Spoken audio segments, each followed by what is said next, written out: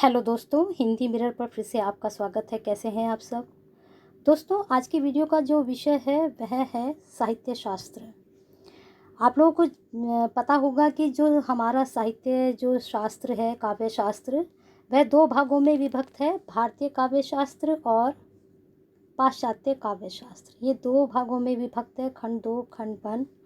ठीक है, लेकिन आप जो हम प्रश्न लेकर आए हैं आपके लिए, वो हमने सब लिए हैं भारतीय काव्य सिद्धांत से, जिसमें आप अलंकार, ध्वनि, औचित्य, इन सब के बारे में प्रश्नों को पढ़ेंगे। रीति, वक्रोक्ति, इन सभी टॉपिक से हमने प्रश्न उठाए हैं और आपके ये प्रश्न जो होने वाले हैं 120 के आसपास ये आपके प्रश्न हैं और सभी प्रश्न जो हैं सिलेक्टेड प्रश्न हैं।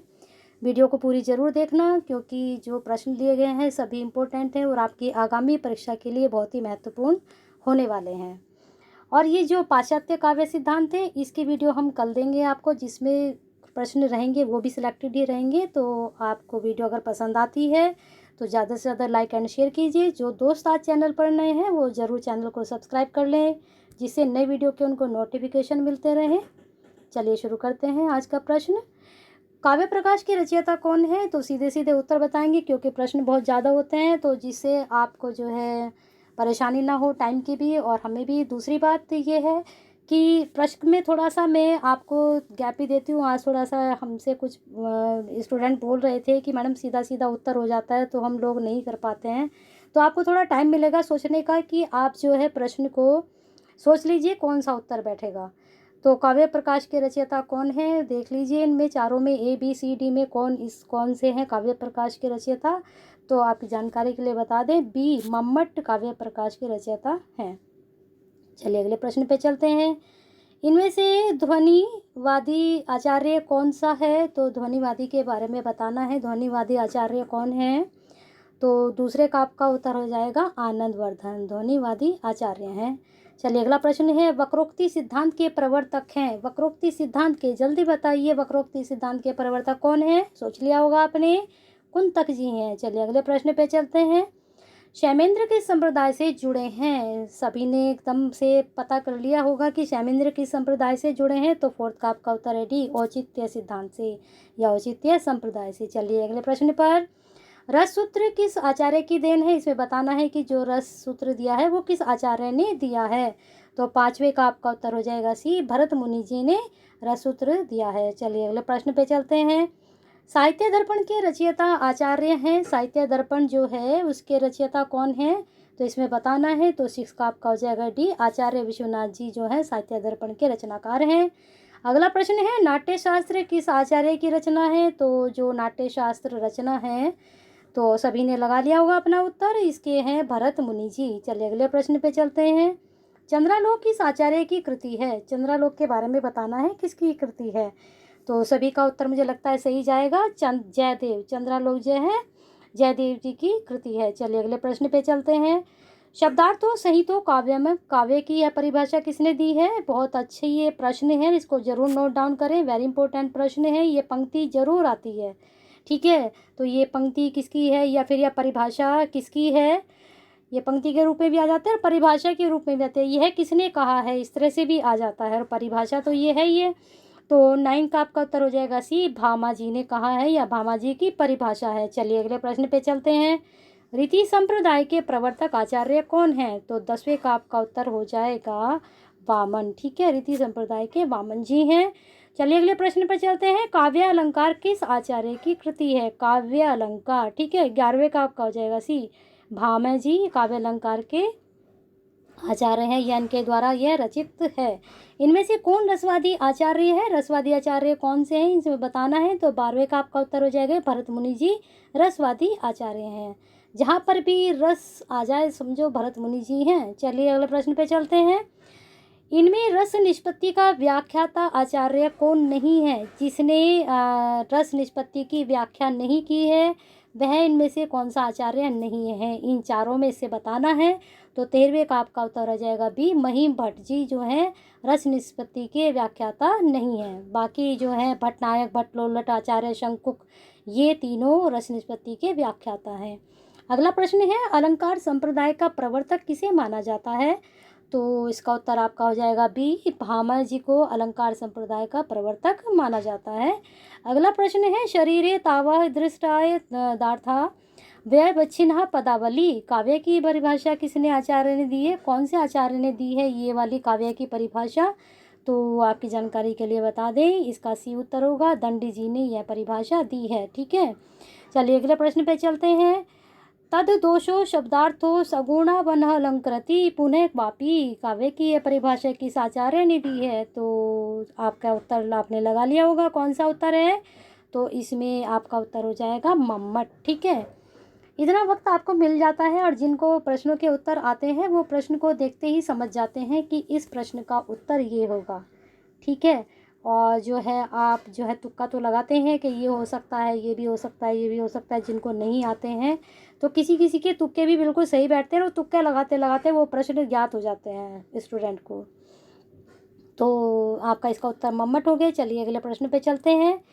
रमणीय अर्थ है, प्रतिपादक है, शब्द है काव्य में, काव्य की परिभाषा किसने दी है, तो 17 का आपका उत्तर सभी का सही होगा, पंडित जगन्नाथ जी ने दी है। बहुत अच्छी है ये परिभाषा इनकी, और यह परिभाषा आती है एग्जाम में ज़रूर। ठीक है, चलिए अगले प्रश्न पे चलते हैं। रीति रात्मक आवश्य है या कथन किस आचार्य का है, तो 18 का आपका हो जाएगा बी, वामन जी का है। रीति, जहाँ पर रीति वहाँ वामन जी। ठीक है, जहाँ रस वहाँ कौन, बताइए। चलिए अगले प्रश्न पर। रीति को वृत्ति किस आचार्य ने कहा है, रीति को जो है वृत्ति किस आचार्य के द्वारा कहा गया है, तो आपका 19 का हो जाएगा मम्मट की जी द्वारा। ठीक है, जो मम्मट हैं उनके द्वारा रीति को क्या कहा गया है, वृत्ति कहा गया है। रीति को पद संगठना इनमें से किसने कहा है, देखिए 2 प्रश्न एक साथ रीति के ऊपर बन चुके हैं, तो 20 का आपका उत्तर हो जाएगा सी, आनंदवर्धन के द्वारा पद संगठना कहा गया है। किसको, रीति को, और जो है मम्मट जी के द्वारा रीति को क्या कहा गया है, वृत्ति कहा गया है। ठीक है, दोनों प्रश्न वेरी इंपॉर्टेंट, जरूर नोट डाउन करें। रसध्वनि को काव्य की आत्मा माना है, तो रसध्वनि को काव्य की आत्मा माना है अभिनव गुप्त जी ने। ठीक है, ये प्रश्न भी बहुत इंपॉर्टेंट है, इसको भी नोट डाउन करें। वैसे तो मैंने आपको शुरू में ही कहा था कि जितने भी मैंने प्रश्न लिए वो सारे ही इम्पोर्टेंट है, क्योंकि मैं फालतू प्रश्नों को हटा ही देती हूँ, जो इम्पोर्टेंट हो तो उन्हीं को मैं आपके लिए लेकर आती हूँ। चलिए अगला प्रश्न, क्योंकि हमें यहाँ टाइम पास नहीं करना कि एक घंटे की वीडियो बना दी, 2 घंटे की बना दी और मैंने आपको 1000 प्रश्न दे दिए हैं, आप 1000, क्योंकि आप लोगों को भी मालूम है कि 1000 प्रश्न नहीं आते हैं आपके, लेकिन फिर भी 1000 प्रश्न जहाँ दिए जाते हैं वहाँ पर आपको ज्ञान तो हो ही जाता है और अदर प्रश्नों का। लेकिन मेरी कोशिश रहती है कि मैं वही प्रश्न, सिलेक्टेड प्रश्न लेकर आऊँ। मैं डालती भी हूँ अपने कंटेंट में कि भाई एक्सेप्ट जो आपके प्रश्न हैं सारे जो हैं एक्सपेक्टेड ही प्रश्न हैं, तो मुझे ये रहता है कि इनमें से आएंगे ज़रूर। चलिए देखते हैं अगला प्रश्न है। विशिष्ट पद रचना रीति किस आचार्य का कथन है, तो 22 का आपका उत्तर हो जाएगा डी, वामन जी का है। ठीक है, विशिष्ट पद रचना रीति। ठीक है, चलिए अगला प्रश्न है। शैशव सर्वत्र है वक्रोक्ति यह किस आचार्य का कथन है, तो बताना है इसमें, तो 23 का आपका उत्तर हो जाएगा ए, रीति दंड, सॉरी ये 24 का हमने लगा दिया है, 23 का हो जाएगा भामा जी। ठीक है, तो अगला प्रश्न देख लीजिए। दंडी किस संप्रदाय के आचार्य हैं, तो 24 का देख लीजिए, दंडी किस संप्रदाय के आचार्य हैं, तो 24 का आपका उत्तर हो जाएगा बी, अलंकार। ठीक है, चलिए अगले प्रश्न पे चलते हैं। आचार्य जयदेव किस संप्रदाय के समर्थक आचार्य हैं, तो 25 का आपका उत्तर हो जाएगा डी, अलंकार के समर्थक थे वो। ठीक है, कौन, आचार्य जयदेव। चलिए अगले प्रश्न पर। काव्य से आत्मा काव्य आत्मा ध्वनि रीति किस आचार्य का कथन है, तो जहाँ पर ध्वनि है तो सीधे सीधे आप कुछ नहीं सोचेंगे, आनंदवर्धन जी को आप टिक कर देंगे, तो ये उनके द्वारा कहा गया कथन है। वाक्य रसात्मक काव्य में यह कथन किस आचार्य का है, तो बताइए, ये भी बहुत इम्पोर्टेंट है आपका, जैसे ऊपर मैंने बताया था जगन्नाथ जी का, तो यहाँ भी बहुत इम्पोर्टेंट है ये, तो 27 का हो जाएगा आचार्य विश्वनाथ और पंडित जगन्नाथ जी को आप ज़रूर देख लेना, इनके जो कथन है दोनों बहुत ज़्यादा आते हैं, ये मोस्टली रिपीट होते ही होते हैं। रमणीय अर्थ है, प्रतिपादक है शब्द काव्य में, यह कथन किसका है, तो आपका ये उत्तर हो जाएगा डी, पंडित जगन्नाथ जी।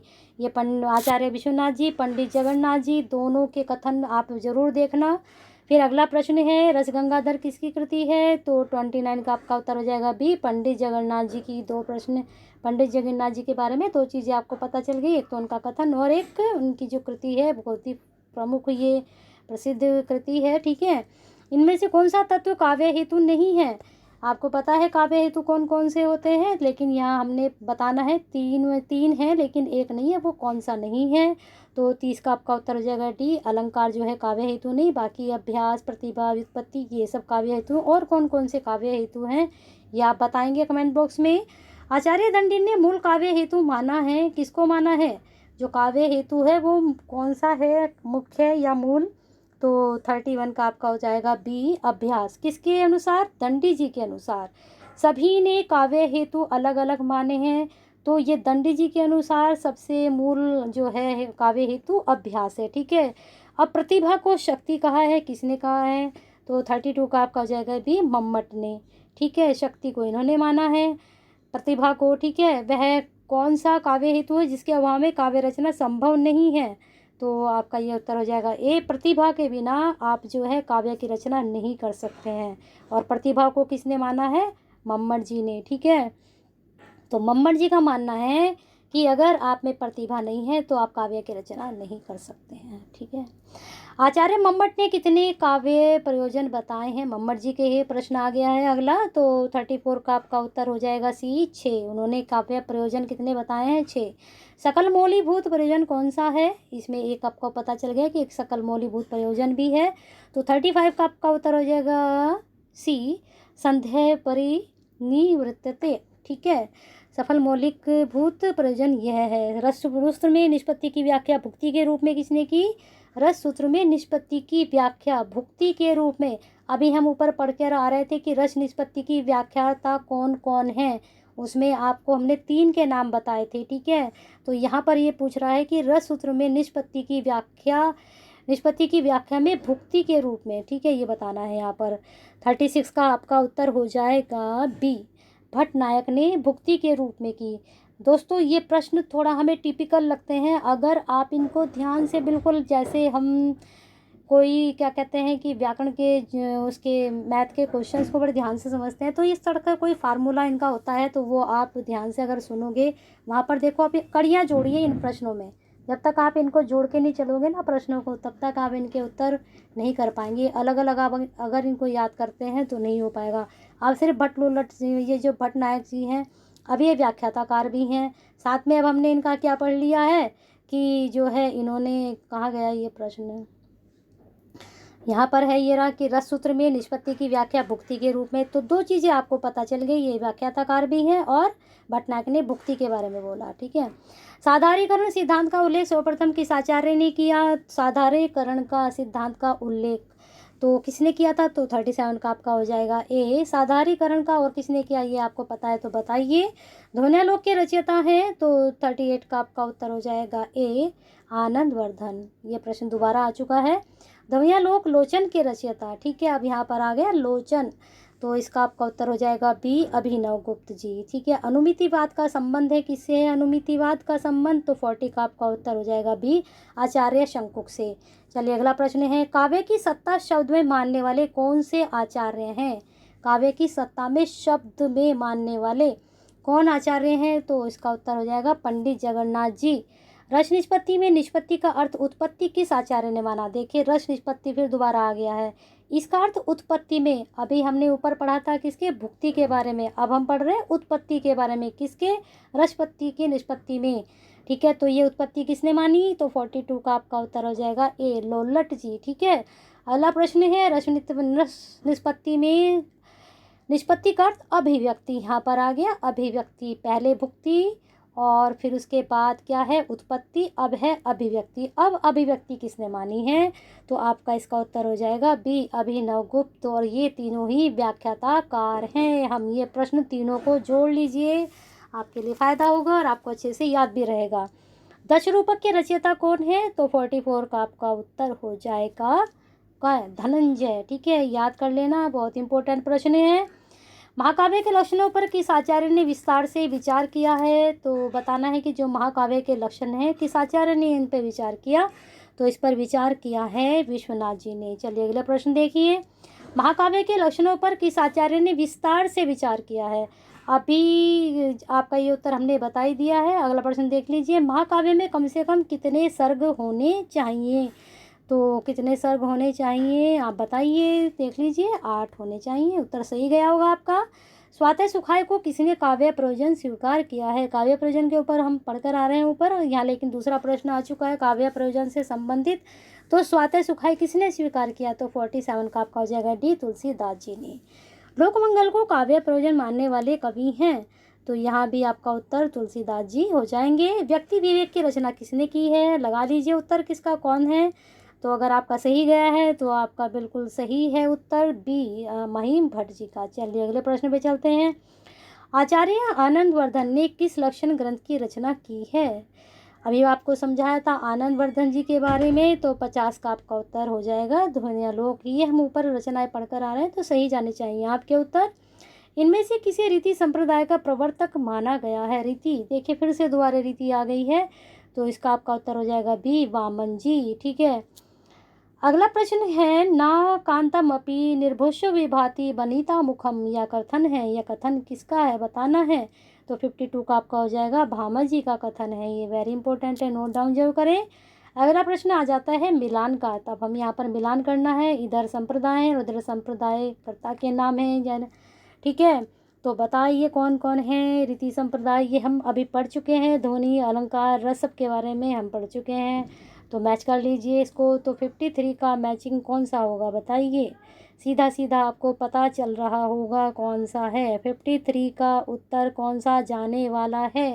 मैंने कहा था रस भरत मुनि, और वन कहीं नहीं है। कहाँ पर है वन, ए में है बस, तो यही उत्तर जाएगा बस। क्योंकि यहाँ नहीं है तो आप बिल्कुल कहीं भी कुछ भी मत पढ़िए। अगर आपका एक ही ऑप्शन से पता चल जाता है कि उत्तर बस यही है, तो बस आप आँख बंद करके टिक करिए। चलिए अगले प्रश्न पे चलते हैं, इलियट के अनुसार परस्पर परंपरा कैसी है। ठीक है, तो बताना है। तो 55 में जो आपका उत्तर हो जाएगा ए, गतिशील है। परंपरा कैसी होती है, गतिशील होती है। ठीक है, रस निष्पत्ति के संबंध में साधारीकरण की स्थापना, आप देखिए दोबारा से आ चुका है, साधारीकरण की स्थापना किसने की है, सर्वप्रथम। तो ये तो अभी हमने पढ़ा था, तो आपका उत्तर सही जाएगा, भट्टनायक जी ने की। इसमें इनमें से व्युत्पत्ति नामक काव्य हेतु का क्या अर्थ है। काव्य हेतु मैंने आपको बताए थे, 3 हमने ऊपर पढ़े थे, फिर उसके बाद भी काव्य हेतु से संबंधित काफ़ी प्रश्न आ चुके हैं। तो इसमें पूछ रहा है कि इनमें से व्युत्पत्ति नामक काव्य हेतु का अर्थ पूछा है। तो 57 का आपका उत्तर हो जाएगा डी, इनमें से सभी, यानी कि निपुणता भी, शास्त्र ज्ञान भी और पांडित्य भी काव्य हेतु, यानी कि इनमें से व्युत्पत्ति नामक काव्य हेतु के अर्थ हैं सारे, है ना। चित्रतुरंग न्याय का उल्लेख किस आचार्य ने किया है। चित्रतुरंग न्याय का उल्लेख किस आचार्य ने किया है, तो वह किया है आचार्य शंकुक ने। बहुत ही इंपॉर्टेंट है, इसको जरूर नोट डाउन करें। मधुमती भूमि का उल्लेख किस आलोचक ने साधारीकरण की व्याख्या करते समय किया।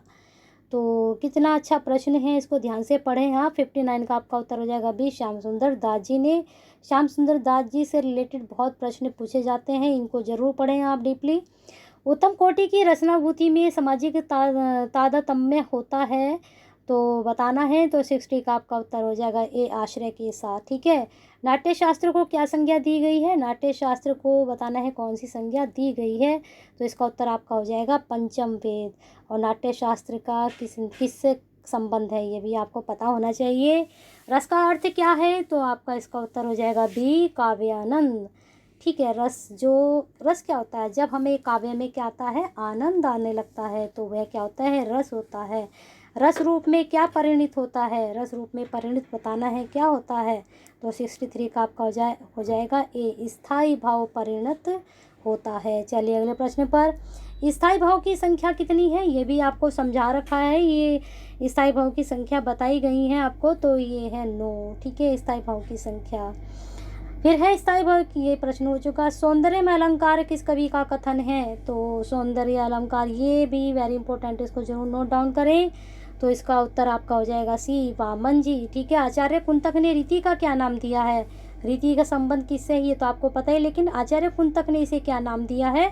तो 66 का आपका उत्तर हो जाएगा बी, मार्ग नाम दिया है। चलिए अगला प्रश्न, वीर रस प्रधान रस रचना में होता है। जो वीर रस की रचनाएं होती हैं उसमें क्या होता है, कौन सा गुण होता है, ये बताना है इसमें। तो 67 का आपका उत्तर हो जाएगा ए, ओज गुण होता है। पांचाली रीति को मम्मट ने क्या कहा है, या मम्मट ने कहा है, क्या कहा है? 68 का आपका उत्तर हो जाएगा ए, उपनागरिका वृत्ति कहा है। किसको? पांचाली रीति को। चलिए अगले प्रश्न पे चलते हैं। अगला प्रश्न है, आचार्य आनंदवर्धन ने काव्य के कितने भेद किए हैं?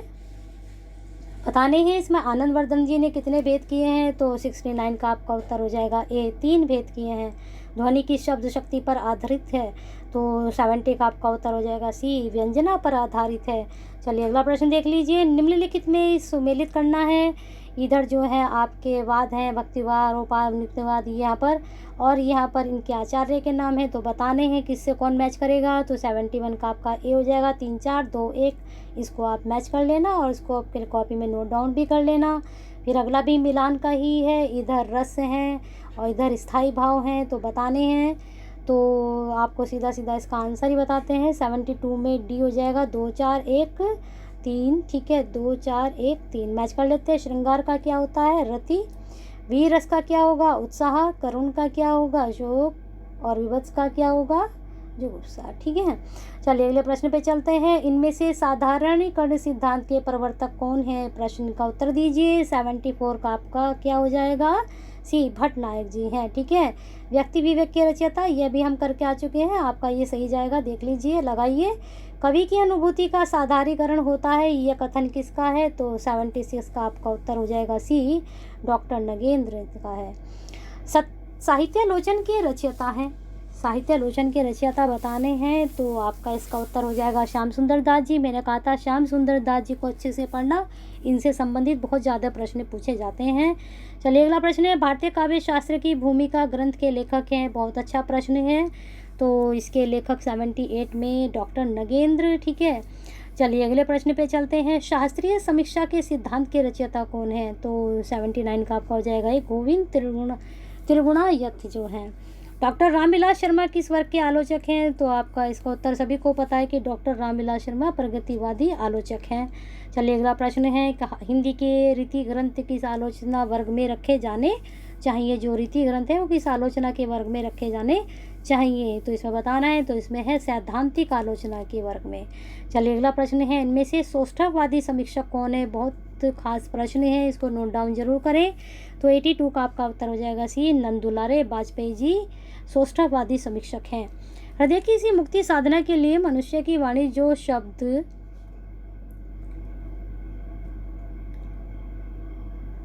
शब्द करती आई है उसे कविता कहते हैं। यह परिभाषा किसकी है? तो इसमें परिभाषा बताना है। तो 83 का आपका उत्तर हो जाएगा डी, रामचंद्र शुक्ल जी की। चलिए अगले प्रश्न पे चलते हैं। हिंदी साहित्य 20वीं सदी नामक समीक्षा कृति के रचयिता हैं।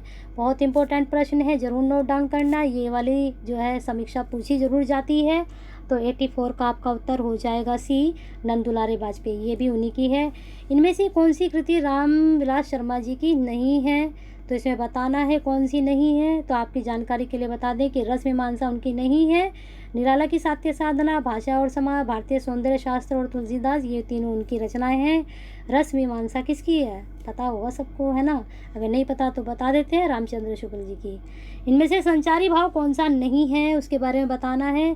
तो 86 का जो आपका डी है, जुगुप्सा जो है क्या है? संचारी भाव नहीं है। यह भी आप ऊपर पढ़कर आ रहे हो, ये स्थाई भाव है। ये हमें किसका स्थाई भाव है ये भी आपको हमने ऊपर बताया था, कौन से रस का स्थाई भाव है।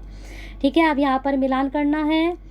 यहाँ पर देखिए, ये क्रोध किससे मिलाना है ये सब देखना है। क्रोध क्या है? स्थाई भाव है, संचारी भाव, अनुभाव है, आलम्बनी भाव है, अविद्या क्या है, वैवर्ण्य क्या है, शकुंतला क्या है। तो 87 का आपका उत्तर हो जाएगा ए। तो मैच करते हैं। क्रोध क्या है? स्थाई भाव है। अभिता क्या है? संचारी भाव है। वैवर्ण्य क्या है? अनुभाव है। और शकुंतला क्या है? आलंबन विभाव है। चलिए अगला प्रश्न बहुत अच्छा प्रश्न था, जरूर नोट डाउन कर ले। अभिव्यक्तिवाद के प्रतिपादक आचार्य हैं। अभिव्यक्तिवाद कई बार आ चुका है, सबने सही लगाया होगा। अभिनव गुप्त जी, इसके नाम से भी मैच करता है ये। आचार्य रामचंद्र शुक्ल किसका साधारीकरण मानते हैं? बहुत अच्छा प्रश्न है ये वाला भी। तो 89 में जो रामचंद्र शुक्ल जी मानते हैं साधारीकरण, वह आपका उत्तर हो जाएगा बी, आलम्बन धर्म का। ठीक है। आचार्य वामन ने किस संप्रदाय का प्रवर्तन किया? आचार्य वामन के बारे में पूछा है और ये हम कर चुके हैं। तो बताया था रीति, जहाँ पर रीति वहाँ पर वामन जी। गुणों की संख्या कितनी मानी गई है? तो ये भी सभी को पता होगा। 91 का आपका उत्तर हो जाएगा डी, 20 मानी गई है। 10 मानी गई है, 20 किसने मानी है गुणों की संख्या? अगर आपको पता है तो बताइए कमेंट बॉक्स में। 10 रूपक में रूपक के कितने भेद बताए गए हैं? तो 10 रूपक में जो भेद बताए गए हैं वह 10 भेद बताए गए हैं रूपक के। ठीक है। यमक किस प्रकार का अलंकार है? ये तो बहुत इजी प्रश्न है, सभी को पता होगा। यमक जो है 93A शब्दा अलंकार है। ठीक है।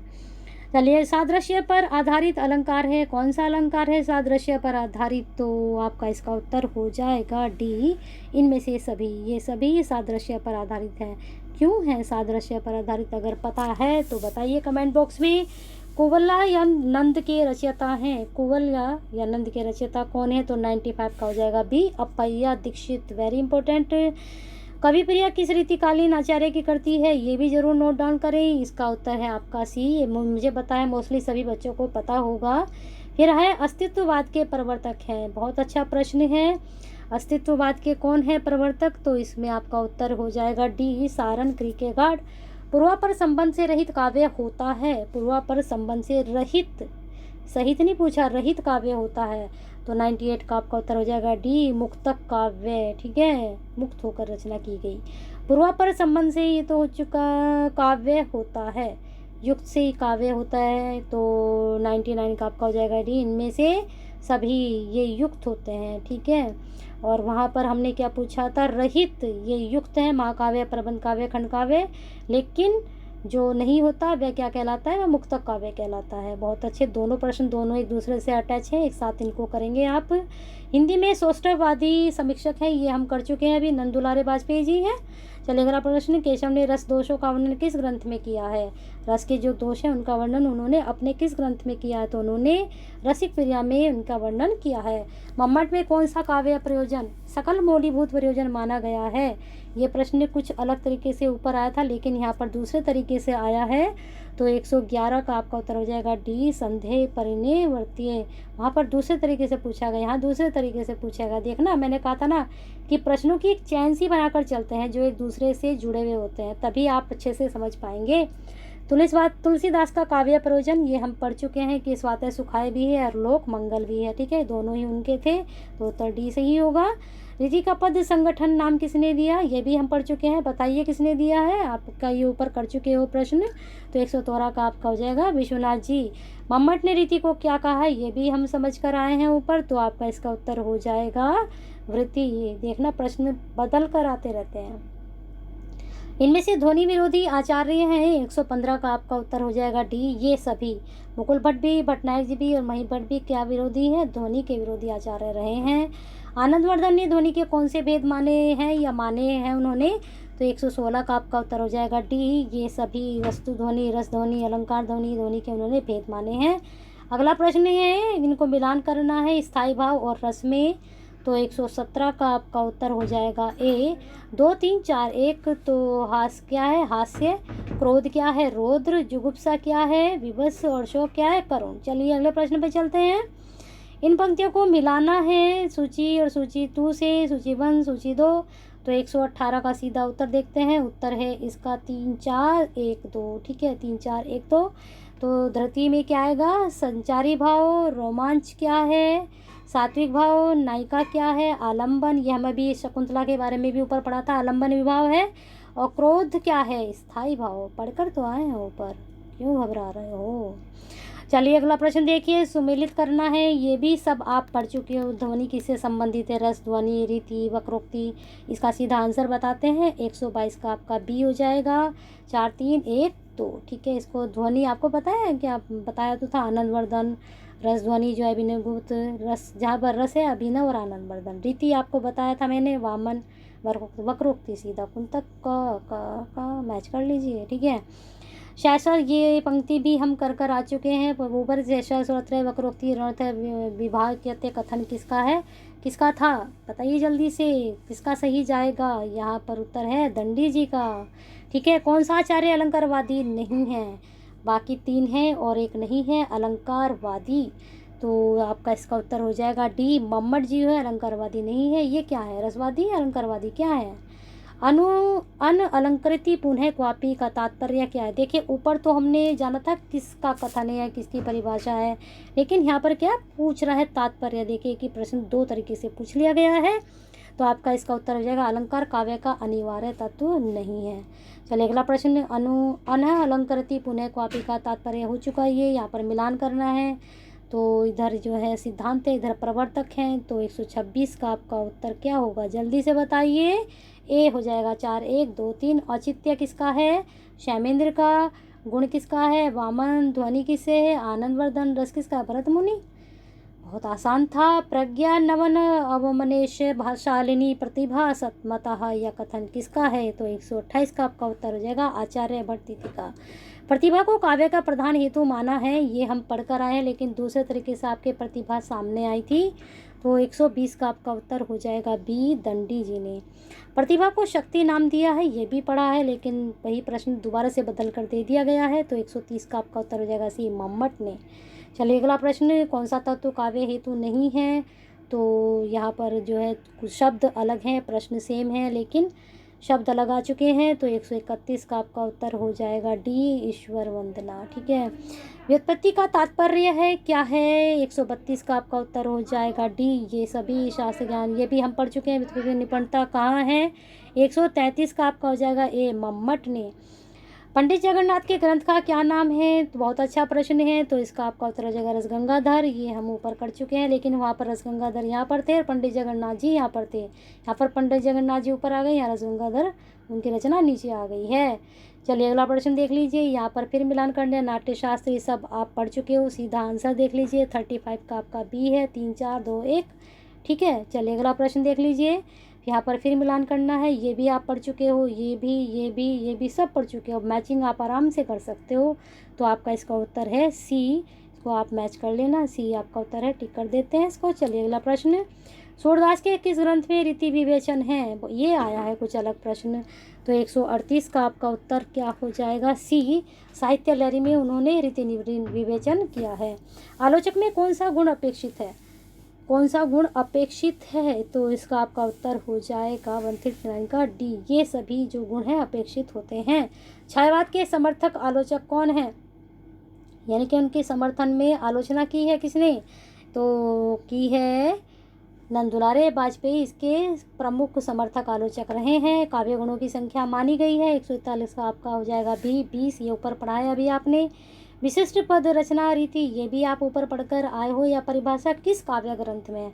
अब देखिए ये विशिष्ट पद रचना रीति या परिभाषा पढ़ी थी आपने कि किसने दी है, लेकिन यहाँ पर प्रश्न क्या पूछ रहा है कि किस काव्य ग्रंथ में है, तो 142 का आपका हो जाएगा बी, काव्य अलंकार सूत्रवृत्ति में। ओज गुण का संबंध है, पढ़कर आए हैं, वीर रस से, वहाँ पर पूछा गया था कि जो आपका जो ओज गुण जो संबंध है, यहाँ पर ओज गुण था और यहाँ पर वीर रस था। अब यहाँ पर ओज गुण ऊपर पहुँच गया और यहाँ पर रस नीचे आ गया है। इनमें से ऐसे ही तो प्रश्न घूमते हैं, लेकिन हम जो है घबरा जाते हैं, कंफ्यूज हो जाते हैं कि हमने तो ऐसे पढ़ा था और ये ऐसे आ गया है। इनमें से रस सूत्र का व्याख्याता आचार्य कौन नहीं है, व्याख्याता आचार्य कौन नहीं है, वहाँ पर दूसरे नाम थे, यहाँ पर दूसरा आ गए, तो 44 का आपका उत्तर हो जाएगा, ठीक है, बी, भट्टनायक जी। ठीक है, ये प्रश्न शायद रिपीट हो चुका है। वक्रोक्ति काव्य जीवितम कथन है, ये भी हम पढ़ चुके हैं। कौंतक के वक्रोक्ति सिद्धांत की तुलना किस पाश्चात्य सिद्धांत से की गई है, देखिए ये अलग है प्रश्न, तो इसमें आपका उत्तर हो जाएगा बी, अभिव्यंजनावाद से की गई है। बहुत अच्छा प्रश्न है, जरूर नोट डाउन करें। अगला प्रश्न है, काव्य अलंकार सूत्रवृत्ति ग्रंथ के रचयिता कौन है, ये अभी हमने दूसरे तरीके से प्रश्न को पढ़ा था, तो इसका आपका उत्तर क्या हो जाएगा, सी, वामन जी हैं। पद्माभरण के रचयिता अलग प्रश्न है, बताइए कौन है पद्माभरण के रचयिता, तो पद्माकर जी हैं। बहुत प्रमुख कहनी चाहिए, बहुत अच्छी रचना है, हिंदी का अलंकारवादी आचार्य है। कौन है अलंकारवादी आचार्य, तो आपका इसका उत्तर हो जाएगा ए, केशव जी है। कवि प्रिया की रचना की है, किसने की है कवि प्रिया की रचना, तो इसमें बताना है। तो 150 का आपका उत्तर हो जाएगा बी, केशव ने की है। ठीक है, अगला प्रश्न है, केशव की अलंकार विवेचना किस संस्कृत ग्रंथ पर आधारित है। बहुत अच्छा प्रश्न, 155 का आपका उत्तर हो जाएगा। बताइए जल्दी से, आपका अगर सही जा रहा है तो आपका सही जा रहा है चंद्रालोक। ठीक है, ये पंक्ति है, इसको आप देख लेना, मैं इसका सीधा आपको उत्तर ही बता देती हूँ। 156 का आपका उत्तर बैठेगा। इसमें कहा गया है कि ये व्यंग्यार्थ क्या है, व्यंग्यार्थ क्या है। ठीक है, तो 156 में आपका उत्तर हो जाएगा सी, जीवन क्षणभंगुर है सबको यहाँ से जाना है। ये जो पंक्ति है ये किस तरफ व्यंग कर रही है या क्या अर्थ दिया गया, ये पूछा गया है। ध्वनि का संबंध है, किससे संबंध है ध्वनि का, तो आपको इसका उत्तर बताना है सी, व्यंजना से है। ध्वनि काव्य में क्या होना अनिवार्य है, क्या होना चाहिए ध्वनि काव्य में, तो आपका इसका उत्तर हो जाएगा 158 का सी, व्यंग्यार्थ या वाच्यार्थ से सुंदर होना। आलंबन तत्व धर्म का साधारणीकरण होता है, यह मत है, यह कथन किसका है, तो आपका इसका उत्तर हो जाएगा 159 का डी, रामचंद्र शुक्ल जी का। बहुत अच्छा प्रश्न है, उपनागरिक वृत्ति का संबंध किस रीति से है, तो 160 का आपका उत्तर हो जाएगा ए, वैदर्भी से है। कोयला वृत्ति का संबंध किस गुण से है, तो इसका आपका उत्तर हो जाएगा बी, प्रसाद से है। ओजगुण की योजना किस रीति से संबंधित है, ओजगुण देखो कितनी बार आ चुका है, लेकिन यहाँ पर पूछा रीति से संबंध है, तो इसका आपका उत्तर हो जाएगा बी, गौणी रीति से। माधुर्य और सौ कौमार्य गुणों से युक्त शिथिल पद वाली यह रचना जिसमें लघु समासों का प्रयोग किया गया हो कहलाती है। बहुत अच्छा प्रश्न, समझिए ध्यान से इसको, तो इसका उत्तर हो जाएगा आपका ए, पांचाली। चलिए अगला प्रश्न देख लीजिए, सात्विक अनुभाव की संख्या है, सात्विक अनुभाव कौन कौन से होते हैं पता है तो बताइए कमेंट बॉक्स में, लेकिन यहाँ पर पूछ रहा है अनुभाव की संख्या है, तो ये संख्या होती है 8। कौन कौन से सात्विक भाव हैं, अगर आपको पता है तो बताइए। इनमें से सात्विक अनुभाव कौन सा नहीं है, तो इसमें सात्विक भाव कौन सा नहीं है उसके बारे में बताना है, तो आपका इसका उत्तर हो जाएगा बी, विड्रा, वैवर्णीय, कंप, रोमांच, ये सात्विक भाव है। 3 तो आपको पता चल गए, बाकी 6 आपको देखने हैं। आचार्य वामन का समय है, कौन सा समय है, तो आचार्य वामन का जो समय है वह 8वीं शती है। चलिए अगले प्रश्न पे चलते हैं, इनमें से रस सूत्र के व्याख्याता आचार्य नहीं हैं, तो आपका इसका उत्तर हो जाएगा बी, आनंदवर्धन जी नहीं है। रुद्रट के ग्रंथ काव्यालयन के कितने अध्यायों में अलंकारों का विशद विवेचन है, तो इसमें जो है आपका उत्तर चला जाएगा ए, 11। ठीक है, चलिए अगले प्रश्न पे चलते हैं, कवि की असाधारण मेधावी प्रतिभा है, यह कथन किसने दिया है, तो आपका इसका उत्तर हो जाएगा डॉक्टर नगेंद्र जी ने। कार्यत्री प्रतिभा का संबंध है, तो इसमें आपका उत्तर हो जाएगा कवि से। भाव्यत्री प्रतिभा का संबंध है, किससे है, इन सभी से, पाठक से भी, भावक से भी, सहृदय से भी। ये प्रश्न जरूर नोट डाउन करें। ठीक है, बहुत अच्छे प्रश्न हैं। काव्य निर्माण कर सकने की प्रतिभा होती है किसमें, तो आपका इसका उत्तर हो जाएगा ए, ईश्वर प्रदत्त होती है, ये हम ऊपर भी पढ़कर आ चुके हैं। चलिए प्रश्न, आचार्य मम्मट ने व्युत्पत्ति को क्या नाम दिया है, तो ये भी पढ़ा है हमने, तो ये पढ़ा था निपुणता। मम्मट को आप किस प्रकार का आचार्य मानेंगे, तो इसमें हो जाएगा रसवादी आचार्य हैं मम्मट जी। चलिए अगले प्रश्न पर, दंडी किस वर्ग के आचार्य हैं, यह भी आपने पढ़ा था, तो आपका उत्तर ये बिल्कुल सही जाना चाहिए, तो इसका उत्तर है अलंकारवादी।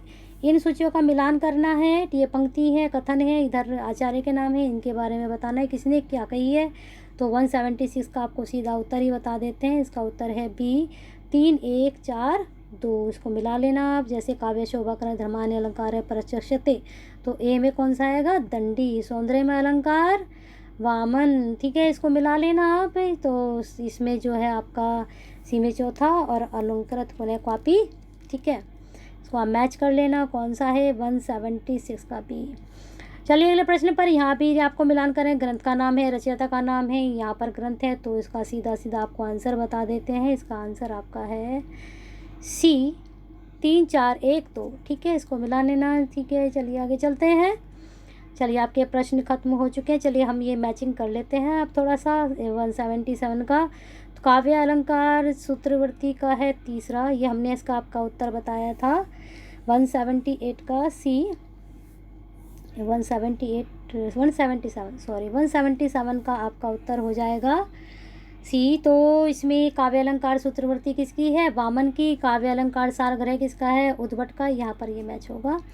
काव्य अलंकार किसका है, भामहकार, कवि प्रिया केशव। ठीक है, ये वाला यहाँ पर है, ये वाला यहाँ पर है। ठीक है, तो इस प्रकार से आपके ये प्रश्न पूरे हो चुके हैं। 120 130 के आसपास ही आपके प्रश्न हैं। 100 से तो आपके ऊपर ही हैं ये प्रश्न पसंद आए हैं तो जल्दी से वीडियो को लाइक एंड शेयर कीजिए, जिससे ये कंटेंट जो बच्चे तैयारी कर रहे हैं आगामी परीक्षाओं के लिए उन तक भी ये पहुंच सके।